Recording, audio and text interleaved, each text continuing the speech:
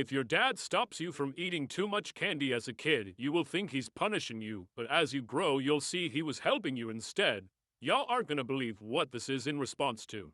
This person is comparing a dad stopping a kid from eating too much candy to God not wanting people to be gay.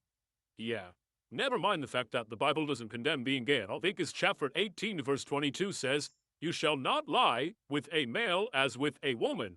It is an abomination." This applies both to gay and lesbian relationships, and the word abomination means something especially offensive to God. The reason being is because their sexual behavior contradicts God's will. From the beginning, God created man and woman in his image and instituted marriage as a union between the two and commanded them to procreate. Genesis chapter 1 verse 27 says, "So God created man in his own image. In the image of God he created him, male and female, he created them. Then God blessed them, and God said to them, 'Be fruitful and multiply, fill the earth and subdue it.' And for this reason, God gave them up to vile passions, for even their women exchanged the natural use for what is against nature. Likewise also the men, leaving the natural use of the woman, burned in their lust for one another, men with men, committing what is shameful, and receiving in themselves the penalty of their error, which was due." Lesbian relationships are detrimental to society. Imagine what would happen if everyone became gay or lesbian today. How long do you think humanity would survive? Not very long, because gay and lesbian relationships can't reproduce children. What about transgenderism? A lot of people are talking about that today, and, well, biblically, your sex and your gender are the same. If you're born with male anatomy, you're a male, and vice versa. There's nothing in the Bible to indicate otherwise.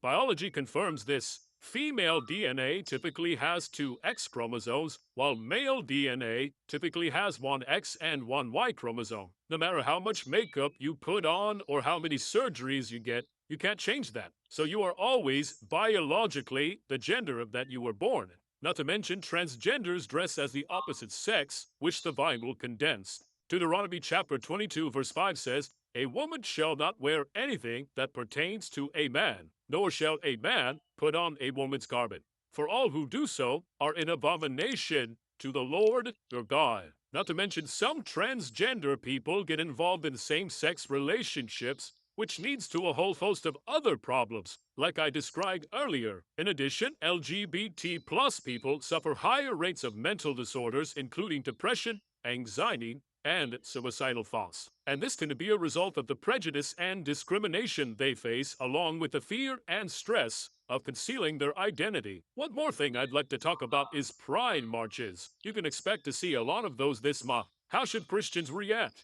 My opinion is that LGBTs have just as much of a right to do pride marches as Christians have a right to do public evangelism. They have the legal right. Now, would you catch me at a pride march? Never. 1 Thessalonians chapter 5 verse 22 says, "Abstain from every form of evil." You don't want to associate yourself with something that is sinful. So my advice to you